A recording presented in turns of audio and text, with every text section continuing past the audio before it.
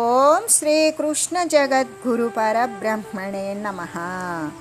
ఓం నమో శ్రీ వేదవ్యాసాయ నమః. ఓం మద్గురు శ్రీ పూర్ణానంద స్వామినే నమః. ఓం శుక్లాం భరధరం విష్ణుం శశివర్ణం చతుర్భుజం ప్రసన్నవదనం ధ్యాయేత్ సర్వవిఘ్నోపశాంతయే. ఓం వ్యాసాయ విష్ణురూపాయ వ్యాసరూపాయ విష్ణవే నమో వై బ్రహ్మనిధయే వాసిష్ఠాయ నమో నమః. ఓం నారాయణం నమస్కృత్య నరం చైవ నరోత్తమం దేవీం సరస్వతీం వ్యాసం తతో జయముదీరయేత్. శ్రీ భగవద్గీత ఆత్మ సంయమ యోగము. పట్టుదలతో ప్రయత్నించేటువంటి యోగి పాపము నశించిన వాడే అవుతాడు. అనేక జన్మల యందు చేయబడినటువంటి అభ్యాసము చేత యోగ సిద్ధిని పొందిన వాడవుతాడు. ఆ తర్వాత అన్నింటికంటే ఉత్తమమైనటువంటి ఆ యొక్క నిర్వాణగతినే పొందుతూ ఉంటాడు. యోగి ఏ ప్రకారంగా సర్వము కంటే కూడా ఉత్తమమైనటువంటి మోక్ష పదవిని పొందగలుగుతాడు అనే విషయాన్ని పరమాత్మ ప్రస్తావిస్తూ, మోక్షాన్ని ప్రాప్తింపజేసుకోవాలి అంటే ఇక్కడ 3 రకాలైనటువంటి విషయాలు ప్రస్తావించారు. పట్టుదలతో కూడినటువంటి ప్రయత్నము, అనేక జన్మల యందు చేయబడినటువంటి అభ్యాసము, 3వది పాపరాహిత్యము, పాపము నశింపజేసుకోవడము. ఇవే కదా మోక్షము అనేటువంటి సౌధాన్ని అధిరోహించడానికి, మోక్ష స్థితిని పొందడానికి ఈ 3 కూడా అత్యంత అవసరాలు. ఏ కార్యమందైనా సరే పట్టుదల, దృఢమైనటువంటి ప్రతిజ్ఞ అత్యవసరాలై ఉన్నవి కదా. ప్రాపంచిక కార్యాలయందే అవి అవసరమైనప్పుడు ఇంకా ఆధ్యాత్మిక కార్యాలయందు వాటిని గురించి ప్రత్యేకంగా చెప్పాలా? అంటే ఈ ఆత్మతత్వము అనేటువంటిది అల్పుల చేత, నీచుల చేత పొందబడదు. సోమరులకి ఇది అలవి కాని వస్తువు. అయితే తప్పనిసరిగా ప్రయత్నము అనేటువంటిది అవసరము. అది సాధారణమైనటువంటి ప్రయత్నం కాదు. అది పట్టుదలతో కూడి అధ్యవసాయముతో కూడినటువంటి ప్రయత్నమై, వెనుదీయని ప్రయత్నమై ఉండాలి. లేకపోతే ఈ యొక్క ప్రాపంచిక జన్యమైనటువంటి మాయ ఒక్కసారిలో అతన్ని పడగొట్టి వేస్తుంది అని కదా మనకు ఉపనిషత్తులన్నీ కూడా ఏమని చెప్తూ ఉన్నాయి అంటే, ధైర్యం కలిగి ఉండాలి, పట్టుదల కలిగి ఉండాలి. అటువంటి వాడు మాత్రమే, వెనుదీయనటువంటి పట్టుదల కలిగిన వాడే ఆత్మతత్వాన్ని పొందగలుగుతాడు. అట్టి దృఢ ప్రయత్నము ఈ జన్మయందు యోగికి కలుగుచూ ఉన్నది అన్నట్లయితే, ఎన్నో జన్మల యందు కూడా పూర్వములో అతను ధరించినటువంటి శరీరాల యందు అనేక రకాలైనటువంటి అభ్యాస ఫలితమే కదా అది. మానవ జన్మ లభించడము, మోక్షము పట్ల కోరిక కలగడము, ఈ పరమార్థం యొక్క వాసన జనించడము, బహుజన్మల యొక్క నుండి కూడా ఆర్జించినటువంటి సుకృత ఫలితమే అని కదా శాస్త్రాలు తెలియజేస్తూ ఉన్నవి. కాబట్టి ఈ జన్మలో ఒకనికి యోగమందు దృఢతరమైనటువంటి అభ్యాసం కలిగినట్లయితే అది ఎన్ని జన్మల యందో క్రమంగా కూడా పరిపక్వమైనటువంటి స్థితే అవుతూ ఉన్నది. అయితే ఈ మాట చేత మోక్షానికి ఎన్నో జన్మల అవసరము అని మాత్రం ఎవ్వరము భావించకూడదు. అలా భావించి ఏమాత్రము కూడా దిగులు పడరాదు. తీవ్రమైనటువంటి ప్రయత్నము చేత ఈ జన్మయందే కాదు ఈ క్షణమందే మోక్ష సిద్ధిని పొందవచ్చు. అనేక జన్మల కొరకు వేచి ఉండాల్సినటువంటి పని లేదు కదా. ఇదివరలో అయితే అనేక జన్మల యందలి ప్రయత్నము చేతనే ఇప్పుడు ఈ మనోబుద్ధి చిత్తాహంకారాలతో కూడినటువంటి అంతఃకరణము అనేది శుద్ధపడిపోతుంది. అలా శుద్ధపడి దైవం యొక్క జిజ్ఞాస, దైవము పట్ల కోరిక కలిగింది, అందుకే నాకు ఇటువంటి ఆలోచన కలుగుతున్నది అని తలంచితే సరిపోతుంది. ఇక పాపరాహిత్యము అనేటువంటిదైతే చిత్తమందు పాపము అనే బురద ఉన్నంత వరకు కూడా ఆత్మతత్వం ప్రకాశించదు. కాబట్టి ఆత్మ యొక్క అనుభూతి సిద్ధించాలి అంటే పాపము అనేది పూర్తిగా కడిగివేయాలి. అది జపం ద్వారా కడగవచ్చు, ధ్యానాదుల ద్వారా కడగవచ్చు, భక్తి చేత పొందవచ్చు, నిష్కామ కర్మ చేత కూడా పాపదోషాలు తొలగింపబడాలి. అప్పుడు హృదయం శుద్ధమైపోతుంది. ఇక ఆ నిర్మలమైనటువంటి మలినరహితమైన సరోవరములాగా తేటగా చక్కగా స్వచ్ఛంగా వెలుగొందుతుంది. అంటే ఆత్మ ఉదయించటానికి అటువంటి హృదయ మాలిన్యము లేనటువంటి స్థితి అత్యంత అవసరమే కదా. కాబట్టి ఇక్కడ మనకి పరమాత్మ ఏమని చెప్తూ ఉన్నారు, పాపము పూర్తిగా కడిగివేయబడినటువంటి వాడు మాత్రమే మోక్ష సిద్ధిని పొందగలుగుతాడు అని చెప్పి ఉన్నారు. దుమ్ముని తుడిచివేయడానికి చీపురు ఎలా అవసరమో, మలాన్ని కడిగివేయడానికి జలం ఎట్లా అవసరమో, ఈ హృదయమునందు నిలబడినటువంటి పాప పంకిలాన్ని కడిగి శుభ్రం చేయడానికి దైవధ్యానము, ఆత్మవిచారణము, నిష్కామ కర్మ మొదలైనవన్నీ కూడా అలా అవసరాలే అయ్యున్నవి. వాని సహాయము చేత యోగి నిర్ధూత కల్మషుడై ప్రవర్తిస్తాడు. అయితే మోక్ష పదవి ప్రపంచంలో గల అన్ని పదవుల కంటే కూడా సర్వశ్రేష్టమైనదని స్పష్టమవుతూనే ఉన్నది కదా. ఎలాగంటే తక్కిన పదవులన్నీ కూడా పునరావృత్తిని, మళ్ళీ శరీరాలను కొని తీసుకొని వచ్చేటువంటి స్థితినే కలగజేస్తాయి మిగతావన్నీ. అదే మోక్ష పదవి అంటే దైవం యొక్క స్థితి ఒక్కటి మాత్రమే, మళ్ళీ కూడా జననము మరణము అనేటువంటివి లేకుండా శాశ్వతంగా కూడా పరమాత్మ యందు సంలీనం చేస్తాయి. అటువంటి సర్వశ్రేష్ఠ పదవిని పొందడానికి మార్గాన్ని సర్వేశ్వరుడు ఇక్కడ పొందుపరిచాడు. పాపము అనేటువంటిది నశింపజేసుకునేటువంటి సాధనల ద్వారా అనుసరించి బ్రహ్మానుభూతిని పొంది జీవులు ధన్యులే అవ్వాలి అని చెప్పారు. ప్రపంచంలో అన్నింటికంటే కూడా ఉత్తమమైనటువంటి గతే బ్రహ్మానుభూతి, మోక్షము పొందడం, ఆత్మసాక్షాత్కారం చేసుకోవడం. అది జీవునికి ఎలా లభిస్తుందంటే పట్టుదలతో కూడినటువంటి ప్రయత్నము చేత, దీర్ఘకాలంతో చేయబడినటువంటి ధ్యానము అభ్యాసాదుల చేత కూడా, పాపము నశింపచేసుకోవడం చేత కూడా లభిస్తుంది.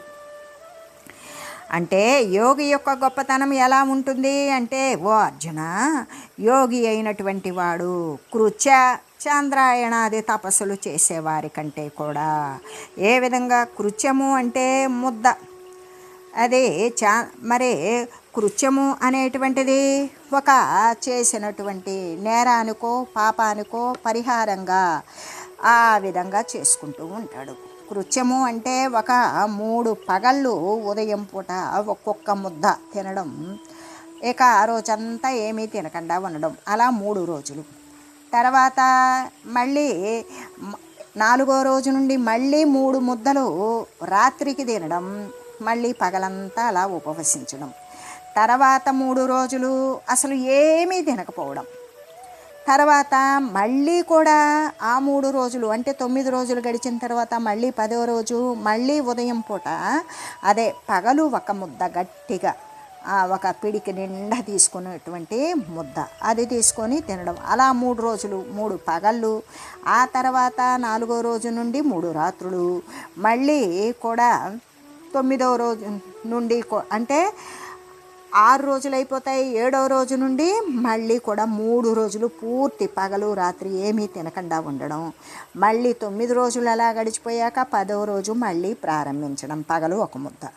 ఈ విధంగా తినడం అనేటువంటిది కృత్యము అనేటువంటి వ్రతం. ఈ కృత్యము అంటే ముద్ద లేదా కబలము. ఇంతకుముందు ఒక 50 సంవత్సరాల క్రితం అయితే మాదా కవలం తల్లి అని పిలిచేవాళ్ళు. అంతకుముందు ఇలా గేట్లు పెట్టుకొని ప్రహరీ గోడలు పెట్టుకొని ఉండేవి కావు. ప్రతి ఇల్లు కూడా చక్కగా వీధిలో కనబడేటట్లుగా ఉండేది.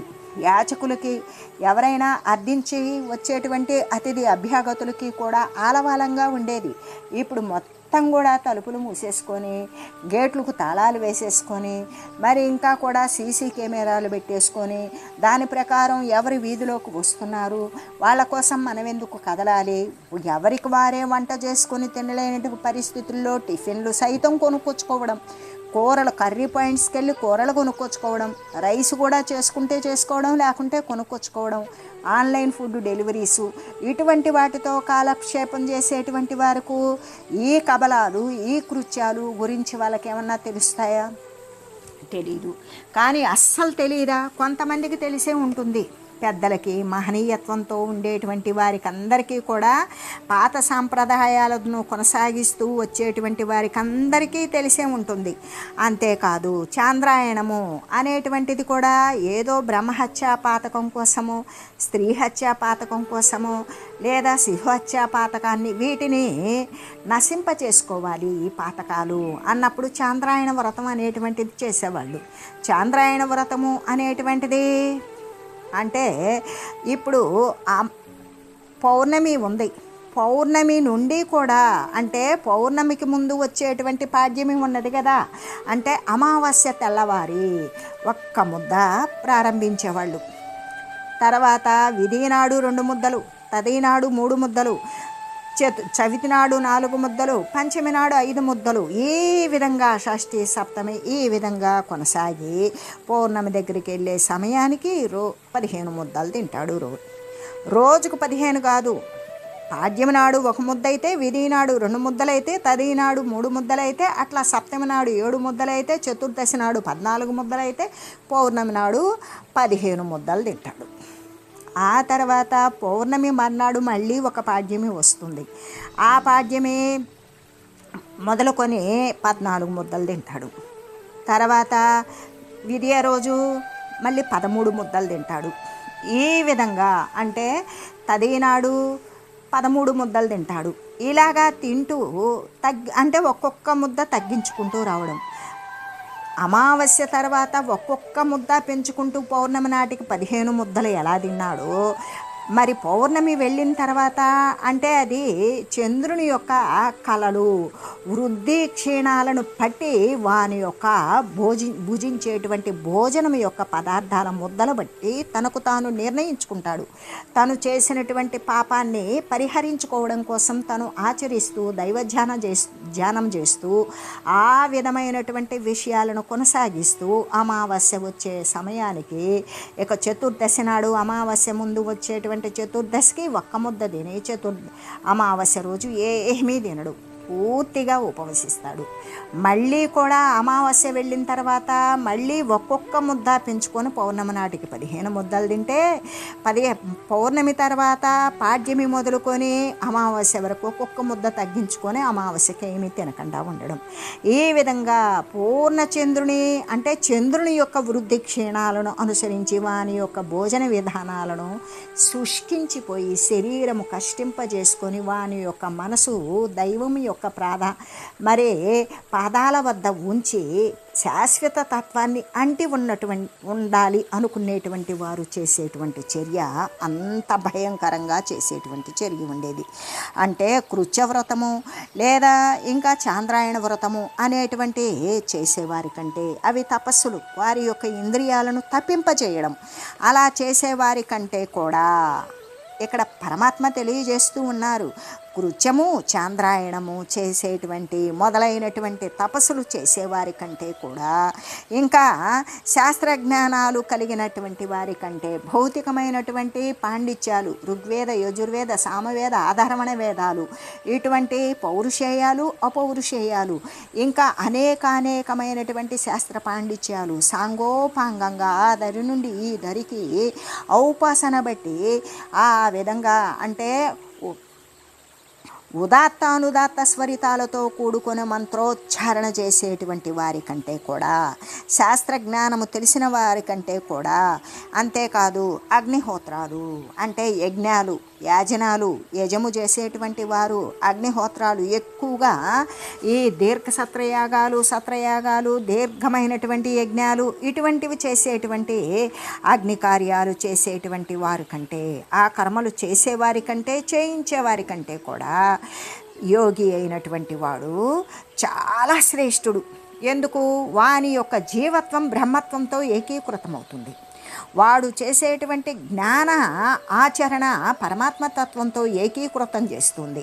కాబట్టి ఇక్కడ శారీరకపరమైన కృత్య చాంద్రాయణాది వ్రతాలు సెలిపేవారి కంటే శాస్త్రజ్ఞానం భౌతికమైనటువంటి పాండిత్య ప్రకర్షలు విద్య యందు ఆరితేరినటువంటి వారు కూడా 64 కళల్లో కూడా ఆరితేరినటువంటి వారి కంటే కూడా ఈ యజ్ఞాలు యాగాలు చేసేటువంటి కర్మలు చేసేటువంటి వారి కంటే కూడా యోగి అయినటువంటి వాడు వాని యొక్క జీవత్వం నశింపజేసుకొని బ్రహ్మత్వమునందు వాడు సంలీనమయ్యి శాశ్వత స్థానానందు స్థిరపడేటువంటి స్థితిని పొందినటువంటి వాడే శ్రేష్ఠుడు అని తలపబడుచు ఉన్నాడు. కాబట్టి ఓ అర్జున, నీవు కూడా యోగివే అవ్వు అని చెప్పడం అంటే ఇక్కడ ధ్యానయోగి యొక్క ఆధిక్యత అనేటువంటిదే కదా నిరూపిస్తూ ఉన్నారు. ధ్యానం చేసేటువంటి వాళ్ళు ఎవరికంటే తపస్సుల కంటే, తమ యొక్క ఇంద్రియాలను తప్పింపజేసేటువంటి వారి కంటే కూడా, శాస్త్రజన్యమైనటువంటి పరోక్షమైన జ్ఞానుల కంటే కూడా, శాస్త్రము ద్వారా ఉత్పన్నం అయినటువంటి జ్ఞానాన్ని వారు ఔపోసనం పట్టడం ద్వారా అటువంటి జ్ఞానుల కంటే కూడా, కర్మనిష్ఠుల కంటే కూడా, ఏ యజ్ఞయాగాది కర్మలను అనుసరించేటువంటి మహనీయులు ఉంటారో వారికంటే కూడా గొప్పవాడు యోగి అయినటువంటి వాడు ధ్యానయోగి అని కదా చెప్పడం. ఇక్కడ ధ్యానయోగి యొక్క అధికత్వం, ఆధిక్యత, గొప్పతనం, మహనీయత్వం అనేది వీరందరికంటే కూడా, తపస్సుల కంటే, శాస్త్రజన్య జ్ఞానుల కంటే, కర్మనిష్ఠుల కంటే కూడా గొప్పవాడు అనే కదా తెలియజేయబడింది. ఇక్కడ మనకి తపస్సులు అంటే ఏమిటి? కృత్యము చాంద్రాయణాదులు సలిపేటువంటి వారు చేసేటువంటిది తపస్సే. ఈ విధంగా అంటే శుష్కోపవాసాల ద్వారా తపస్సులు చేస్తూ ఉంటారు.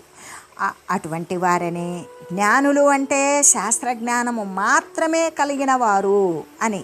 ఇక్కడ ఆధ్యాత్మిక జ్ఞానం వేరు, శాస్త్రజ్ఞానం వేరు. పాండిత్యం వేరు.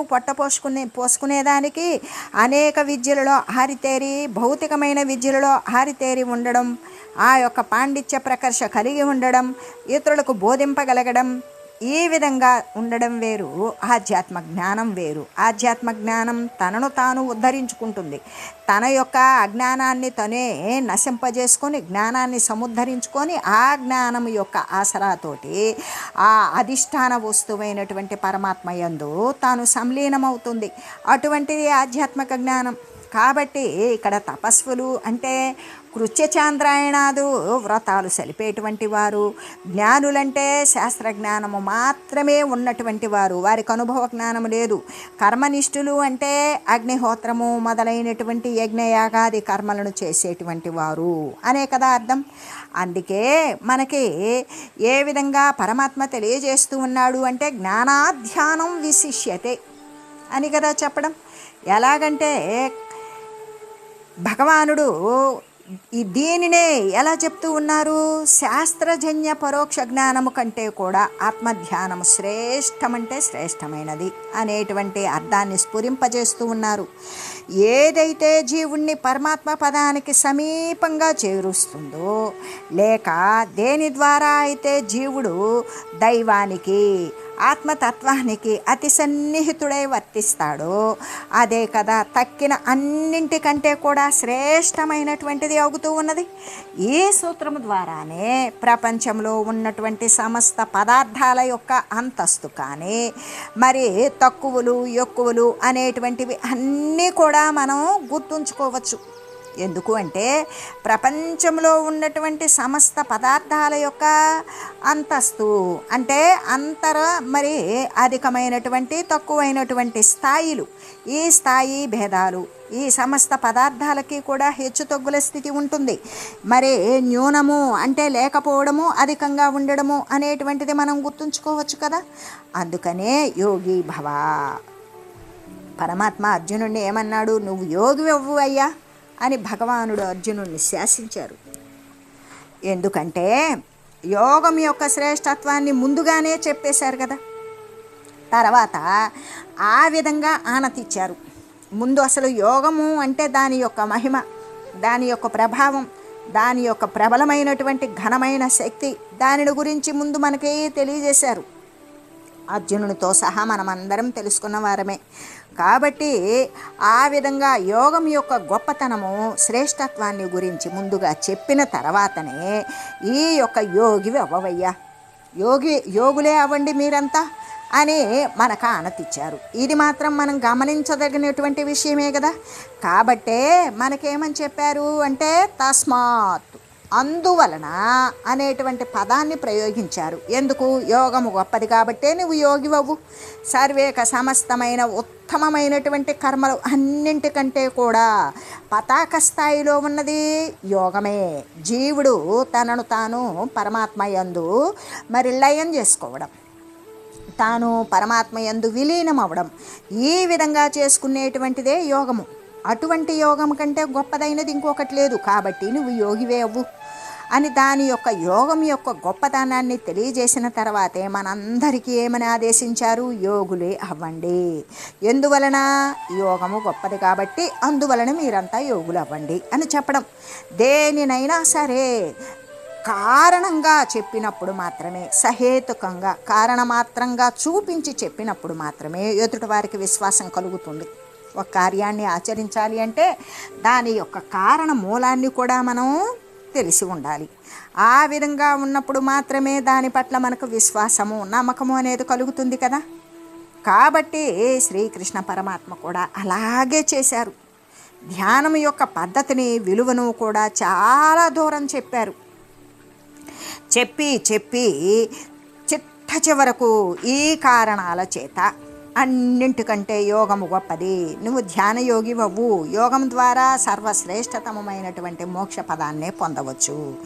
అందుకు కాబట్టి అంత గొప్పదైన యోగాన్ని ఈ కారణాల చేత నువ్వు యోగి కమ్ము అని కరుణతో పలికారు కదా. కాబట్టి భగవానుడు ఆనతిచ్చినటువంటి విధంగానే ప్రతి ఒక్కరూ కూడా యోగే కావాలి. కానీ ప్రాపంచక సంబంధమైన, దృశ్య సంబంధమైన వస్తువులను కోరి అనుభవయోగ్యమైనటువంటి అస్థిరతనే ఇష్టపడే భోగి కారాదు. భోగులు అనుభవించేటువంటి తత్వం వారికి ఉండకూడదు. ఏవి? అస్థిర వస్తువులను అనుభవిస్తూ ఉన్నారు. నువ్వు అనుభవించు, పరమాత్మ తత్వాన్ని అనుభవించు, పరమాత్మ సిద్ధిని పొందు. ఆ అనుభవ సిద్ధి ద్వారా పరమాత్మవే నీవు నీ స్వంత సదనానికి నువ్వు వేగుతావు అని చెప్పటమే కదా పరమాత్మ యొక్క ఒక చిట్ట చివరి మాట అని చెబుతూ, అందుకే ప్రతి ఒక్కరూ కూడా యోగులు కావాలే కానీ భోగులు కారాదు. యోగి భవ అని సర్వులకు కూడా బోధించవలనే కానీ భోగి భవ, నువ్వు సుఖంగా ఉండు నాయనా అని చెప్పడం కంటే నువ్వు ఆత్మానంద సుఖాన్ని పొందు నాయనా అని చెప్పవచ్చు. ఈ విధంగా భోగి భవ అంటే నువ్వు ప్రాపంచిక సంబంధాల యందు తేలియాడు అంటే దానిలో సుఖాలను ఆశించినటువంటి కష్టాలు, క్లేశాలు, ఇబ్బందులు, ప్రమాదాలు, ఆపదలే ఎక్కువగా ఉన్నాయి సంపదల కంటే. కాబట్టి నువ్వు భోగి భవ అని చెప్పకూడదు. యోగము అనేటువంటిదే రోగాన్ని నిర్మూలిస్తుంది. ఏ భవరోగం అయితే ఉన్నదో దాన్ని రూపుమాపుతుంది. భవము అంటే పుట్టుట అనేటువంటి రోగం పోయిందా వాడు పుట్టడు. ఆ పుట్టకపోతే వాడికి చావు లేదు. పుట్టుగిట్టులు లేనటువంటి వెధవ అని సంకోచమైనటువంటి అర్థంలో తిడతారు. కానీ నిజంగా కూడా పుట్టుగిట్టులు లేనటువంటిది పరమాత్మ స్వరూపమే కదా. కాబట్టి ఇక్కడ యోగము అనేటువంటిది భవరోగాన్ని నిర్మూలిస్తుంది. జీవుడు మళ్ళీ మరొక దేహాన్ని తీసుకొని వచ్చేటువంటి స్థితిని శాశ్వతంగా నివారిస్తుంది. అంటే భవరోగాన్ని రూపుమాపుతుంది కదా. భగవంతుని యందు ఐక్యాన్ని ప్రసాదిస్తుంది. అలా భగవదైక్యాన్ని ప్రసాదించేటువంటి యోగమే సర్వ సంసారాల యొక్క దుఃఖాల యొక్క, సర్వ సాంసారికమైనటువంటి దుఃఖాల యొక్క విముక్తికి సర్వోత్తమమైనటువంటి ఉపాయం. ఏ దేహాలు పొందాలి, ఎప్పుడెప్పుడు వదలాలి అనేటువంటి ఈ పరిచ్ఛిన్న వస్తువులను పూర్తిగా కూడా నిర్మూలించుకొని ఇక దాని పట్ల ఆ దేహాలతో ఉత్పన్నమైనటువంటి దుఃఖాల నుండి విముక్తికి కారణమైనటువంటి సర్వోత్తమమైనటువంటి ఉపాయం ఏమిటి అంటే భగవదైక్యము. అటువంటి భగవంతుని యందు ఐక్య స్థితిని పొందడమే కదా. కాబట్టి యోగివి కమ్ము అని భగవానుడు అర్జునుకు ఒక్కడికే బోధించాడా? అలా ఒకవేళ అర్జునుడిని సంబోధిస్తూ బోధించినప్పటికీ కూడా ఇదంతా సర్వులకి ఎవరు దీనిని అనుసరిస్తూ శ్రవణము చేస్తూ పఠిస్తూ ఉన్నారో అటువంటి వారి సర్వులకి కూడా ఇది పరమాత్మ ప్రత్యక్షంగా బోధించినట్లే తలంచాలి కదా. అంటే ఇప్పుడు యోగులు అంటే మనం ఏం ఆలోచన చేస్తాం అంటే జుట్టుముళ్ళు వేసుకొని జటాచుటాలు ధరించి కాషాయ వస్త్రాలు ధరించి సాధు వృత్తిని స్వీకరించినటువంటి వారు అనే అర్థం మనకు వస్తుంది యోగులు అంటే. యోగులు అంటే అటువంటి విషయం కాదు. యోగులు అంటే మనస్సుని ప్రాపంచిక సంబంధమైన అస్థిర వస్తువుల నుండి విషయాల నుండి మరలించి తన యొక్క అంతర్ముఖం చేసి ఆత్మయందు తన మనస్సుని స్థాపించేటువంటి వాడు యోగి. అంటే ఎల్లవేళలా కూడా నిరంతరము సర్వకాల సర్వ అవస్థల యందు కూడా భగవంతుని యొక్క ధ్యానము చేసేటువంటి వాడే యోగి. యోగి అయినప్పుడు మాత్రమే భవబంధ విమోచనము అనేటువంటిది కలుగుతుంది. మళ్ళీ కూడా ఏ సాంసారికమైన శారీరక రాకపోకలు అనేటువంటివి పూర్తి స్థాయిలో శాశ్వతంగా పరిష్కరించబడతాయి. అదే భవబంధ విమోచనము అనేటువంటిది. ఆ భవబంధ విమోచనము దేని ద్వారా? యోగి అయినటువంటి వాడికి మాత్రమే కలుగుతుంది. అంటే ధ్యానము ద్వారా స్వస్వరూప సాక్షాత్కారం కలిగినప్పుడు జీవుడు ముక్తిని పొందుతాడు కదా. అలా ముక్తిని పొందుతాడు కాబట్టి అటువంటి ఉన్నతమైనటువంటి యోగ పదాన్ని ప్రతి ఒక్కరూ కూడా అధిష్ఠించవలసిందే. అలా అధిష్ఠించి సర్వులు కూడా తరించవలసినదే. ఇది తప్పనిసరి ప్రతి ఒక్కరికి కూడా విధించినటువంటి భగవానుని యొక్క శాసనం అని చెబుతూ, యోగి ఎటువంటి వాడు అంటే అతడు తపస్సులందరికంటేను, శాస్త్రజ్ఞానులు అందరికంటేను, కర్మనిష్ఠులు అందరికంటే కూడా యోగి అయినటువంటి వాడు గొప్పవాడు. కాబట్టి ఇక్కడ అర్జునునికి భగవానుడు చెప్పారు. ఏమని చెప్పారు అంటే, ఒరే నాయనా నీవు యోగివి కమ్ము అని బోధించారు అని చెబుతూ, అంటే భగవానుడు తెలియజేసినట్లు మనమందరము కూడా యోగులము కావాలి అనేటువంటి భగవంతుని యొక్క ఆదేశాన్ని పాటిద్దాము అని తెలియజేస్తూ, ఓం మంగళం పావన గీతామాత జయ మంగళం భక్త జనావణి బంధ విమోచని భవభయహారిణి భవ్యదాయిని మంగళం. ఓం మంగళం శ్రీ కురుక్షేత్ర రణక్షోణి విహారిణే పార్థసారథి రూపాయ గీతాచార్యాయ మంగళం. ఓం మంగళం మహత్.